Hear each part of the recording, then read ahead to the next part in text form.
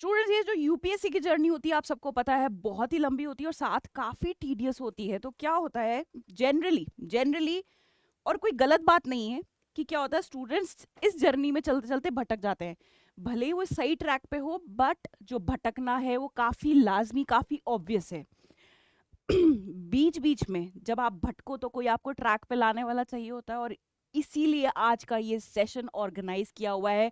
So welcoming you to the YouTube channel of UPSC वाला। मेरा नाम नानकी पवेजा है और आज का जो मेरा एजेंडा है इस वीडियो का, स्पेसिफिकली टारगेटेड टूवर्ड्स दो स्टूडेंट्स जो प्रीलिम्स 2023 में अपीयर करने वाले हैं और थोड़ा सा लग रहा है उनको भटक रहे हैं, उनको पकड़ के वापस ट्रैक पे लाना है, क्योंकि हमको जो पेपर है एक ही बार में निकालना है। सो बेसिकली हम बात करेंगे कि हमें क्या क्या चीजें कर सकते हैं कि जो लास्ट के हमारे 90 दिन बचे हैं उसको प्रॉपरली यूटिलाइज करें, क्योंकि 28 मई को आपका पेपर है। 28 फेब से भी अगर आप फुल फ्लेजेड कॉन्सेंट्रेटेड तरीके से प्रिपरेशन स्टार्ट करते हैं तो भी आपका पेपर निकल जाएगा। बट बस आपको करना क्या है, फोकस स्टडी। जिस चीज पे हमको ध्यान देना है उसी चीज पे अगर हम ध्यान देंगे, बस दुनिया आपके मुट्ठी में है। फिर स्टूडेंट्स, ये पीछे आप डेफिनेटली सोच रहे होंगे कि क्या नंबर लिखा हुआ है, 10 लाख, 5 लाख, 12,000। कोई गेस कर सकता है कि क्या चीज़ लिखी हुई है? सो स्टूडेंट्स, बहुत गेस मत करो, क्योंकि मैं आपका बहुत टाइम कंज्यूम नहीं करना चाहती। Basically I know the possibility of time you have, क्योंकि एकदम सिर पे पेपर पड़े हैं और बहुत सारी तैयारी करनी है। तो स्टूडेंट्स, एक बार आपको ब्रीफ ओवरव्यू दे देती हूँ। डरा नहीं रही हूँ, सिर्फ ओवरव्यू दे रही हूँ। देखो, 10 लाख बच्चे तकरीबन जो है फॉर्म भरते हैं यूपीएससी का। उसमें से कुछ हिम्मत वाले बच्चे होते हैं जो जाके पेपर देने चले जाते सेंटर पे। Most of the students last वाले दिन सोचते कि नहीं तैयारी तो नहीं हुई है इस बार, अगली बार देंगे। तो वो अगली बार के उसमें ही रह जाते हैं कि हम अगली बार प्रिपेयर करेंगे, और उनका अगली बार वो कभी नहीं आता। उन 5 लाख बच्चों में से जो प्रीलिम्स देते हैं, तकरीबन 10 से 12 हजार बच्चे ही मेंस तक पहुंचते हैं। और मैं चाहती हूं कि हमारा एक एक बच्चा जो है वो मेंस लिखे। और यहाँ तक पहुंचना ऐसा नहीं है कि नामुमकिन है, बच्चे तो आप जैसे ही हैं जो यहाँ तक पहुंचते हैं। लेकिन उसके लिए क्या चाहिए? उसके लिए चाहिए हमको बस एक राइट स्ट्रैटेजी और फोकस स्टडी। अब फोकस कहाँ करना है, किस तरीके से करना है, तो बिल्कुल परेशान मत हो। इस तरीके से हम अपने बचे हुए 90 डेज कम नहीं होते हैं, 90 दिन है हमारे पास। और अगर 10 घंटे भी आप पढ़ रहे हो एक दिन में, तो 900 घंटे हैं आपके पास। उसको किस तरीके से इफेक्टिव यूटिलाइज करना है, जल्दी से आज इस बारे में बात कर रहे हैं, ठीक है? आगे बढ़ने से पहले एक चीज देख लीजिए, क्या क्या चीजें आपको याद रखनी है। It is time to focus on the summaries. इसका मतलब ये है, अब पूरी पूरी किताब पढ़ने का टाइम गया। तो आई एम अज्यूमिंग कि जो भी स्टूडेंट, चाहे वो यूपीएससी वाला का है या कहीं का भी है, अगर इस सेशन को देख रहा है, आई एम अज्यूमिंग कि अगर आप 2023 का प्रीलिम्स दे रहे हो तो आपने कुछ तो तैयारी कर रखी होगी। ऐसा नहीं है कि पहली बार आप लक्ष्मीकांत या जो हिस्ट्री की स्पेक्ट्रम उठा के देख रहे हो। ये सेशन सिर्फ और सिर्फ सीरियस एस्पिरेंट के लिए है, जिसको लग रहा है हाँ मेरी काफी प्रिपरेशन हो चुकी है, बस एक किक की जरूरत है। तो वो किक आज इस सेशन में मिल जाएगा। So basically what the first point says is it is time to focus on the summaries rather than the entire books। अब गया entire books को मगअप करने का कि पूरी पूरी इकोनॉमी की किताब पढ़ रहे हो, पूरी पूरी आप स्पेक्ट्रम पढ़ रहे हो। नहीं, मार्केट में समरीज अवेलेबल है हर सब्जेक्ट की, और उस समरी में प्रीलिम्स फोकस्ड इंफॉर्मेशन मिल होती है। उतनी इंफॉर्मेशन प्रोवाइड करी होती है जो प्रीलिम्स के लिए सफिशिएंट हो, क्योंकि अब आपको एनालिसिस, एनालिटिकल पॉइंट्स तो लिखने नहीं है, क्रिटिकल इवैल्यूएशन या डिस्कस और एक्सप्लेन तो करना नहीं है। अब तो आपको क्रिस्प इंफॉर्मेशन चाहिए, तो अब आपको किस पे फोकस करना है? अब आपको समरीज लानी है और उन्हीं के मल्टीपल रिविजन्स करने हैं। No new source should be referred. अब आप सोचो कि भाई मैं इकोनॉमी में संजीव वर्मा की जगह नितिन सिंघानिया, अरे अब संजीव वर्मा पढ़ ली है तो उसी को ही पढ़ना है। Plan and attempt maximum comprehensive test. ये तो मैं आपको शुरू से ही बोलती रहती हूँ, क्योंकि टेस्ट देने से आपको ये पता चल जाएगा कि मैं एक पर्टिकुलर एरिया, फॉर एग्जाम्पल मैं फंडामेंटल राइट्स का टेस्ट दे रही हूँ या मैं पॉलिटी का टेस्ट दे रही हूँ, और मुझे टेस्ट के दौरान पता चला कि मेरा सारा जो है सिलेबस कवर्ड है, फंडामेंटल राइट्स में मैं हर बार कंफ्यूज हो जाती हूँ। तो मुझे अब पता चल गया कि अगली बार जब मैं लक्ष्मीकांत का रिवीजन करूंगी या उसकी समरी का रिवीजन करूंगी, मुझे कहाँ पे फोकस करना है, मुझे सिर्फ फंडामेंटल राइट्स को उठा के पढ़ना है and I am good to go. ठीक है, मेक अ डायरी। अब ये डायरी क्या करनी है, basically it is to keep you motivated. तो अब आपको क्या करना है, 28 फेब से आप एक डायरी मेंटेन करोगे, कॉपी मेंटेन करोगे, कुछ कुछ भी जो मेंटेन करना है। सो बेसिकली आपने उसमें लिखा 28 Feb and you have to write down आपने उस दिन क्या किया। बेसिकली मान लीजिए एक टेस्ट दिया, आपने कुछ चीज़ें रिवाइज करी, फिर आपने मान लीजिए उस दिन न्यूज़पेपर भी रीड कर लिया। ठीक है, 28 फेब हो गई। फिर उसके बाद मैं बोलने वाली थी 29 फेब। 29 फेब तो इस बार है नहीं है, सो बेसिकली हम मार्च में घुस जाएंगे। ठीक है ना, 1 मार्च। ठीक है, वहाँ पे भी आप लिखोगे। और जिस दिन भी मान लीजिए आपने कुछ कम चीज़ें आपकी डायरी में एंट्रीज नोट हुई, अपने आप आपको किक आ जाएगी, क्योंकि आप ये देखोगे यार ये लास्ट डे मैंने इतना ओवर अचीव किया था, आज ऐसा क्या हो गया कि आई हैव अंडर अचीव्ड। अपने आप आपको नेक्स्ट डे और पैशनेटली वर्क करने की जो है किक और एंथुजियाज्म आ जाएगा। So these are the things to remember and please follow this diary method. ये आपको, क्योंकि रोज रोज सेशंस देखना, सेशंस में जाके एक्सटर्नल मोटिवेशन लेना नहीं, इस टाइम वो वाला टाइम है, there should be fire in your belly, there should be internal motivation कि भाई पेपर निकाल के रहेंगे, मेंस की देखेंगे। अभी प्रीलिम्स की जिद पकड़नी है और प्रीलिम्स को निकालना है, तो this is the easiest way to keep you motivated कि पहले दिन से मैंने नेक्स्ट डे बेटर किया है कि नहीं किया है, to make your life. So follow this. अब हम देखते हैं कि हमारे जो बाकी के जो बचे दिन हैं 90 दिन, उसको किस तरीके से मैक्सिमम यूटिलाइज करना है। So what you have to do is you have to divide these 90 days into 2 parts, that is 50-40 rule. 50 दिन की अलग स्ट्रैटेजी, बाकी के बचे 40 दिन की अलग स्ट्रैटेजी। अब ये जो 50 दिन है, जो शुरू के 50 दिन है जो स्टार्ट हो रहे हैं 28 फेब से, उसमें आपको क्या करना है, ये 50 दिन को भी 2 पार्ट्स में डिवाइड करना है, दैट इज 25 एंड 25। इस पूरे 50 दिन में करंट अफेयर्स आपको नहीं करना है। अब आप न्यूज़पेपर पढ़ना छोड़ दो, न्यूज़पेपर एनालिसिस अभी आपके कोई काम का नहीं है। कौन से बच्चों की बात कर रही हूँ, जो 2023 में प्रीलिम्स लिखने वाले हैं। अब आपको सिर्फ मंथली मैगजीन्स को ही जो है घोटना है, रटना है, उसके ही कॉम्प्रिहेंसिव टेस्ट देने। सो बेसिकली ये जो 50 डेज है, इसका हम अरेंजमेंट, इसका हम अलाइनमेंट देख रहे हैं। क्या करेंगे, 25-25 दिन के 2 हमने इसके ब्लॉक्स बना दिए। अब हम क्या करेंगे, इन फर्स्ट सेशन है जो 25 दिन का, ठीक है ना, उसको हम डिवाइड करेंगे 5 डेज के ब्लॉक में। 5 5 डेज का ब्लॉक, कितने ब्लॉक्स बने, 5 ब्लॉक। अब इसमें हमारे जो कोर सब्जेक्ट्स हैं, which is polity, which is economy, which is geography plus environment, which is history, जिसमें तीनों चारों पोर्शन आ गए हिस्ट्री के, एंड लास्ट बचा हमारा साइंस एंड टेक। ठीक है ना, अब आपको क्या करना है, आपको उठाना है, मान लीजिए आपने सबसे पहले उठाया पॉलिटी। ठीक है ना, स्टार्टिंग के 5 डेज, जो फर्स्ट 5 डेज है, इसमें आपको टेस्ट देने हैं रोज पॉलिटी के। अगले 5 दिन आप पॉलिटी के टेस्ट दोगे। आप कहोगे मैम रिवीजन तो किया नहीं। अरे क्यों नहीं किया, बोला ना अभी समरीज पढ़नी है। तो सुबह उठते ही फ्रेश माइंड से 9 से 11 आप टेस्ट दोगे। 11 से 12 आपने ब्रेक ली, 1 घंटा ब्रेक हो गया, आपको फ्रेश हो गया। ठीक है ना, आप 12 बजे आप अपना देख रहे हो आंसर की कि कितने आंसर्स गलत किए, कितने आंसर सही किए। अब आपको उस टेस्ट के बाद पता चल जाएगा, कि मैं कौन से एरिया में पॉलिटी में लैक कर रहा हूं। अब आपके पास पूरी शाम है, कम से कम 7 से 8 घंटे हैं। दोपहर से भी चालू हो गए, 3 बजे से पढ़ना, सारा खाना खा के रेस्ट करके 3 बजे भी दोपहर को चालू हो गए, तब भी आपके पास 6 से 7 घंटे, इतना तो पढ़ोगे ना। अब तो प्रीलिम्स सिर पे है, अब तो टाइम टू स्लॉग आ गया है हमारा। 90 दिन है, हमको निकालना ही है, we have to come out with the flying colours. तो हम क्या कर रहे थे, फिर से बता देती हूँ। सुबह उठते फ्रेश माइंड से मैंने दिया पॉलिटी का टेस्ट, 1 घंटा ब्रेक ली, उसके बाद फ्रेश माइंड से देखा कि अच्छा मेरे यहाँ पे इस पोर्शन में गलती हो रही है। शाम को बैठ के उस गलती को पूरा सुधारा और नेक्स्ट डे फिर पेपर दिया पॉलिटी का, पेपर नंबर 2। उसमें फिर पता चलेगा कि कहाँ गलतियां हो रही हैं, और इस तरीके से 5 दिन में आपकी जो पॉलिटी है उसका रिवीजन हो जाएगा, क्योंकि आप पॉलिटी के 5 फुल लेंथ टेस्ट दे रहे हो। क्या कर रहे हो, पॉलिटी के 5 फुल लेंथ टेस्ट दे रहे हो। ठीक है, फिर उसके बाद आप शिफ्ट हो जाओगे, मान लीजिए इकोनॉमी में, या जो भी आपको सब्जेक्ट लगता है, इकोनॉमी पे शिफ्ट हो गए।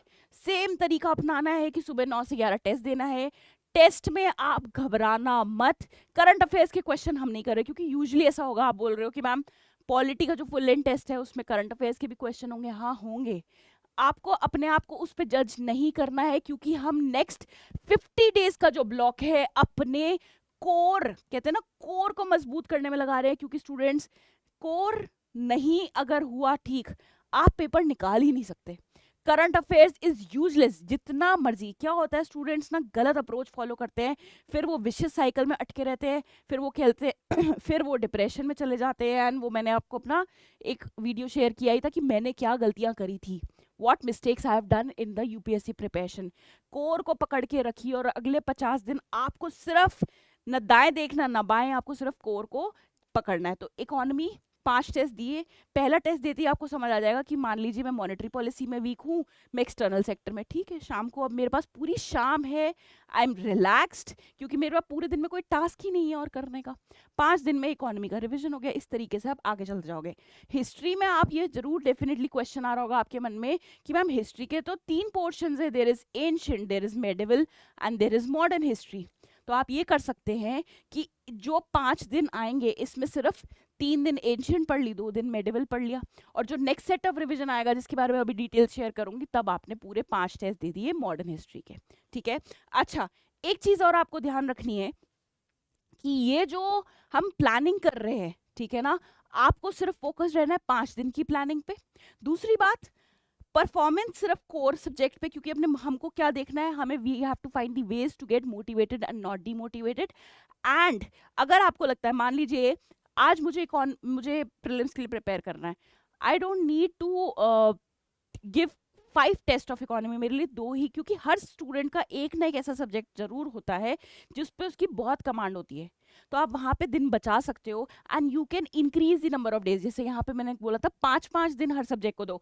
अगर आपको लगता है कि आप पॉलिटी में स्ट्रांग हो, आपके कॉन्सेप्ट्स आप अच्छा स्कोर कर लेते हो उसके पेपर में, पॉलिटी के डेज कम कर दो और वो वाले डेज एडजस्ट कर दो उस पर्टिकुलर सब्जेक्ट में जहाँ पे आपको लगता है थोड़े से मेरे नंबर आगे पीछे हो जाते हैं या कॉन्फिडेंस नहीं आना है। तो आपको मैंने रास्ता दिखा दिया है। This can be mouldable, this can be moulded as per your intellectual level की क्या लगता है, as per your preparation, right. So basically ये हो गया 5 डेज, तो 25 दिन हमारे जो है वो निकल गए।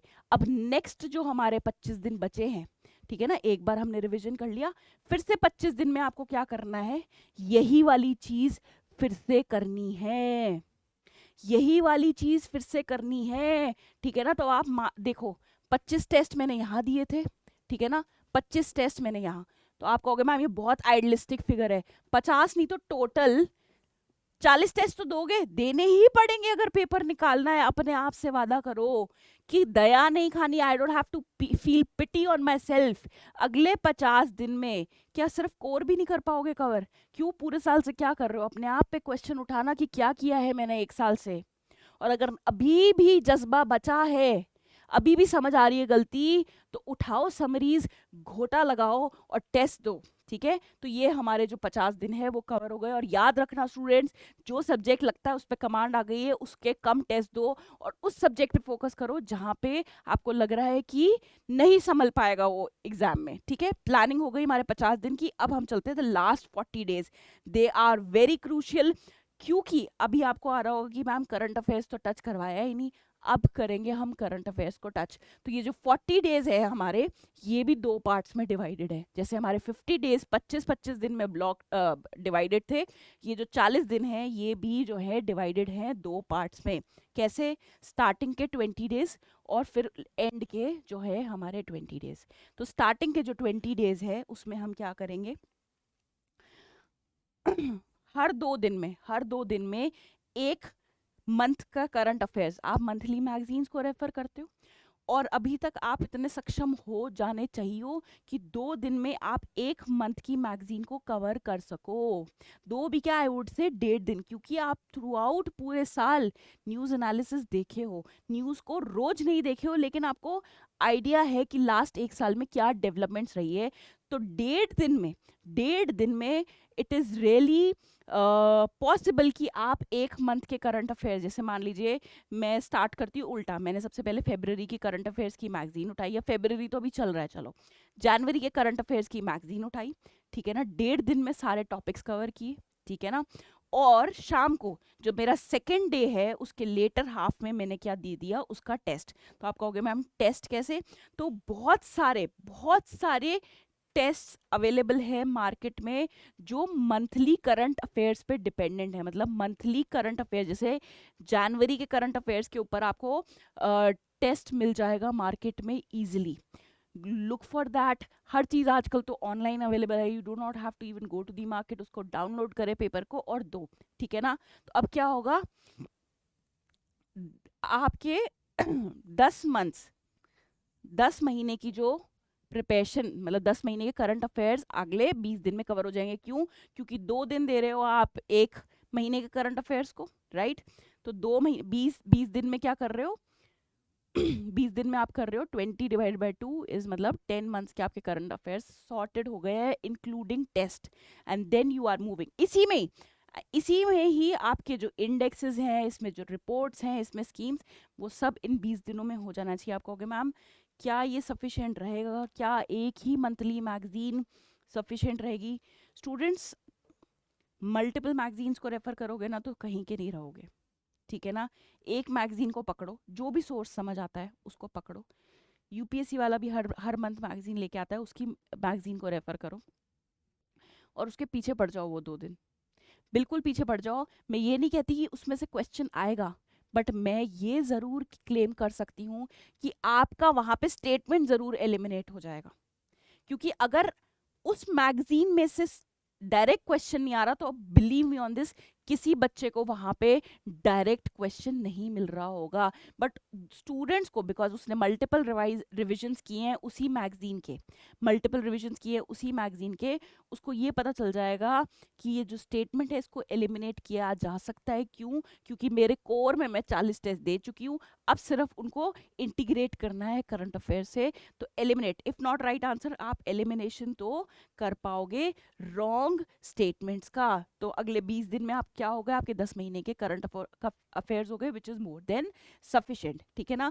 अब लास्ट के 20 दिन में क्या करना है, लास्ट के 20 दिन में मैं अगेन बहुत रियलिस्टिक बातें कर रही हूँ, आइडियलिस्टिक बातें नहीं कर रही कि ख्याली पुलाव नहीं पका रही। 15 फुल लेंथ टेस्ट, आपका काम सिर्फ लास्ट के 20 दिन में रह जाएगा। आपको 15 फुल लेंथ टेस्ट देने हैं 9 से 11, फिर 1 घंटे का ब्रेक लेना है, फिर आपको मार्क करना है कहाँ गलती हुई थी मुझसे। एंड क्योंकि मैं ये मान के चल रही हूँ कि 50 दिन आपने अपने आप को घिसा है कोर में, तो ये फुल लेंथ टेस्ट में क्वेश्चन कहाँ से आ रहे हैं, कोर में से ही तो आ रहे हैं। करंट अफेयर्स भी सॉर्ट कर दिए, कोर हम ऑलरेडी अपना बहुत स्ट्रांग बना चुके हैं। तो 15 फुल लेंथ टेस्ट में जब आप दोगे और जहाँ मिस्टेक्स आपको पता चलेंगी, तो बस उन्हीं पॉइंट्स का रिविजन करना है। आप कहोगे मैम हमने सी सैट के लिए तो बात ही नहीं करी, तो सी सैट के आपको लास्ट 7 साल के पेपर अभी से उठा लो, 2022 से 15 तक चल लो उल्टा, बस 7 साल के पेपर पूरे पूरे सॉल्व भी कर लोगे ना, that is more than sufficient. CSAT से रिलेटेड भी बहुत छोटे छोटे नुआंसेस होते हैं जिसके ऊपर अगर आप फोकस करोगे तो आपके जो 33% है वो आ जाएंगे। जैसे कि इंग्लिश जो सेक्शन होता है, आई वुड से उसको आप बाद में वहाँ पे जाके अप्रोच करो, क्योंकि इंग्लिश के आंसर्स में एंड तक एम्बिग्विटी बनी रहती है कि आंसर सही है कि गलत। तो इसलिए जहाँ पे आपको पता है कि आप सॉल्व करोगे इक्वेशन, या आप सॉल्व करोगे क्वेश्चन, या आप सॉल्व करोगे कुछ फॉर्मूला लगाओगे, आपका शॉर्ट आंसर आ जाएगा, पहले उन क्वेश्चंस को अप्रोच करो। सो वो कौन से एरियाज होते हैं, जो आपका मैथ्स, जिसको क्वान्टिटेटिव एप्टीट्यूड बोलते हैं, that is another one is logical reasoning, कि हम सब सर्कल में बैठे थे, ए सी के बगल में बैठा था, डी ए के बगल में बैठा था, तो क्या अरेंजमेंट है, that is logical reasoning. And last is data interpretation, आपको कुछ ग्राफ दे दिया जाएगा, पाई चार्ट दे दिया जाएगा और उसके बेसिस पे आपसे क्वेश्चन सॉल्व कराए जाएंगे। कोशिश करिए कि आप मैक्सिमम स्कोर यहाँ पे कर पाओ, and specially this message is for engineers, क्योंकि क्या होता है इंजीनियरिंग वाले बच्चे सोचते हैं अरे हमारे लिए सी सैट भाई कुछ है ही नहीं, it's like a cake walk. But believe me on this when I से इंजीनियरिंग वाले बच्चे, भाई कॉमर्स वाला बच्चा तो डरा होता है, that happened with me also. मेरा बैकग्राउंड कॉमर्स था, तो मैं तो पहले से डरी हुई थी कि भाई मैथ्स नहीं आती, तो मैंने I made sure that I am practicing enough for the CSAT. But मेरा खुद का बहुत ही क्लोज फ्रेंड जो लाइब्रेरी में था, इंजीनियरिंग, काफ़ी अच्छे कॉलेज से इंजीनियरिंग करी, and he couldn't clear CSAT. And that is the most painful thing. 180 भी ले आओगे पेपर 1 में, that is useless until unless आप सी सैट को अप्रोच नहीं कर रहे हो। और सी सैट इतना भी डिफिकल्ट नहीं है, डेफिनेटली इसका थोड़ा सा लेवल बढ़ता जा रहा है, बट अगर एक राइट अप्रोच हो ना कि भाई मैं कम से कम 25 क्वेश्चन यहाँ से ठीक कर लूंगा या कर लूंगी, बस फिर जो बचे कुचे हैं वो अपन इंग्लिश में देख लेंगे ताकि अपना जो स्कोर है वो ठीक बैठ जाए। तो ये छोटी छोटी बातें जो हमको बेसिकली ध्यान रखनी है। तो दिस इज हाउ जो हमारा जो डिवीजन था वो पूरा हुआ। कैसे? स्टार्टिंग के 50 डेज थे divided into 2 blocks 25 and 25, and then moving to the 40 days. Last 40 days काफ़ी क्रूशल होते हैं, तब तक आप एग्जॉस्ट भी होना चालू हो जाते हो। तो मेक श्योर आपके पास मोटिवेटेड रहने के लिए वो जो डायरी है वो हो आपके हाथ में। एंड मेहनत ही है स्टूडेंट्स जो आप कर सकते हो। मेहनत एंड कंसिस्टेंसी रंग लाएगी। तो एक छोटी सी बात आप सबके साथ शेयर करना चाहूँगी, विच इज़ मंजिल उन्हीं को मिलती है जिनके सपनों में जान होती है। मंजिल उन्हीं को मिलती है जिनके सपनों में जान होती है। पंखों से तो कुछ नहीं होता गालिब, पंखों से तो कुछ नहीं होता गालिब, उड़ान तो हौसलों से ही होती है। Thank you so much.